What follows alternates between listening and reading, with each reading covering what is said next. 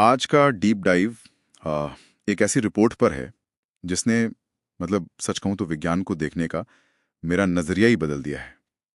हम अक्सर सोचते हैं कि बड़े वैज्ञानिक प्रयोगों के लिए वो बड़ी बड़ी महंगी लैब्स चाहिए होती हैं। बिल्कुल।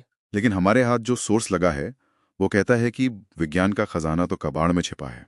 हाँ, खासकर स्टील प्लांट के कचरे और घर के टूटे फूटे सामान में। तो हमारा मिशन आज यही है, ये पता लगाना कि क्या सच में स्टील की मैल धातुमल और एक टूटी हुई सीडी बच्चों के लिए क्या कहते हैं महंगे लैब इक्विपमेंट की जगह ले सकती है। बिल्कुल ले सकती है। और ये रिपोर्ट कबाड़ से जुगाड़ से कहीं आगे की बात करती है। ये असल में सर्कुलर इकोनॉमी और वैज्ञानिक सोच का एक बेहतरीन संगम है। Circular economy. हाँ, यहाँ का मूल मंत्र है, कुछ भी बेकार नहीं है, बस उसे देखने के लिए सही नजर चाहिए। जो किसी के लिए स्टील मिल का कचरा है, वही एक बच्चे के लिए भौतिकी के रहस्य खोलने की चाबी बन सकता है। वाह! इस रिपोर्ट में सबसे पहली चीज जिसने मेरा ध्यान खींचा वो है मैग्नेटिक स्लाइम। ये सुनने में ही किसी साइंस फिक्शन फिल्म की तरह लगता है। एक ऐसी स्लाइम जो चुंबक को निगल जाती है। हाँ हाँ हाँ ये कैसे काम करता है, और वो भी स्टील प्लांट के कचरे से? हाँ, ये सुनने में थोड़ा जादुई लगता है, पर इसके पीछे ठोस विज्ञान है। ठोस विज्ञान स्टील के कचरे में? जी हाँ, बिल्कुल। स्टील मिलों में जब गर्म स्टील को ठंडा किया जाता है तो उससे काली पपड़ी निकलती है। उसे मिल स्केल कहते हैं।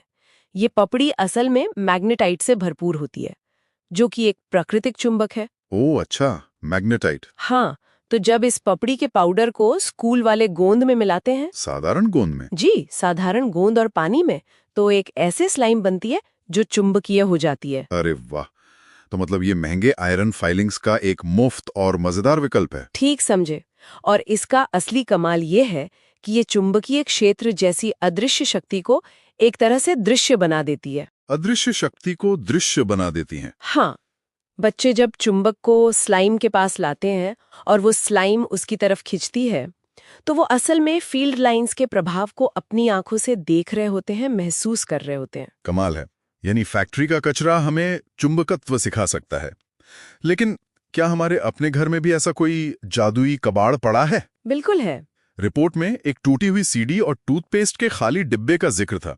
ये तो हर घर में मिल जाएगा। और इससे एक बहुत शक्तिशाली यंत्र बन सकता है। यंत्र? कैसा यंत्र? स्पेक्ट्रोस्कोप। ये प्रकाश को उसके असली रंगों में तोड़ देता है, जैसे प्रिज्म करता है। अच्छा, एक टूथपेस्ट के डिब्बे और सीडी से कैसे? बस डिब्बे के एक सिरे पर एक पतली सी स्लिट बनानी है और दूसरे सिरे पर टूटी हुई सीडी का एक छोटा सा चमकदार टुकड़ा लगा देना है। मैं तो हमेशा यही सोचता था कि सीडी पर जो सतरंगी सी चमक होती है ना, हाँ हाँ, वो बस ऐसे ही डिजाइन के लिए होती है। नहीं, उसके पीछे गहरा विज्ञान है। सीडी पर डेटा स्टोर करने के लिए अरबों बारीक लाइनें खुदी होती हैं।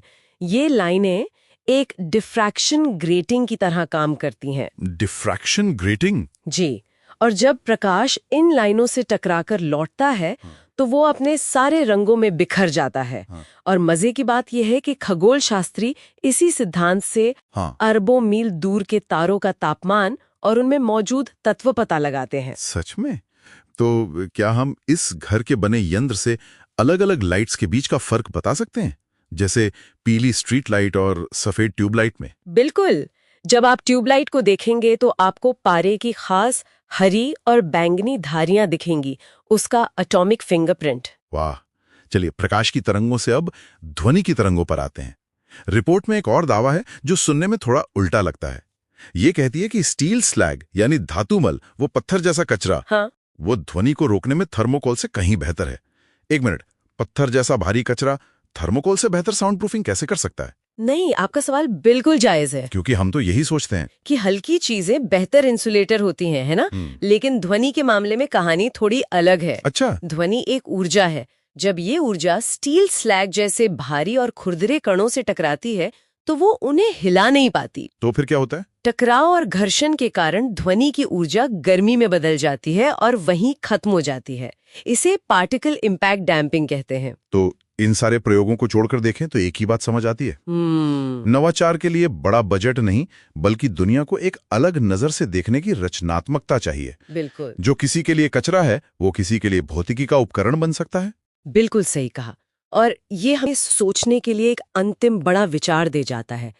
रिपोर्ट में जियोपॉलिमर कंक्रीट का भी जिक्र है, जो स्टील प्लांट की राख यानी फ्लाई ऐश से बिना सीमेंट के बनता है और ज्यादा मजबूत होता है। बिना सीमेंट के कंक्रीट? हाँ, जरा सोचिए, जिन चीजों से बच्चे आज स्कूल में विज्ञान के छोटे छोटे प्रयोग कर रहे हैं, उन्हीं चीजों से शायद कल हमारे शहर बनाए जाएंगे। बिल्कुल, ये विज्ञान शिक्षा और एक सस्टेनेबल भविष्य के बीच का एक सीधा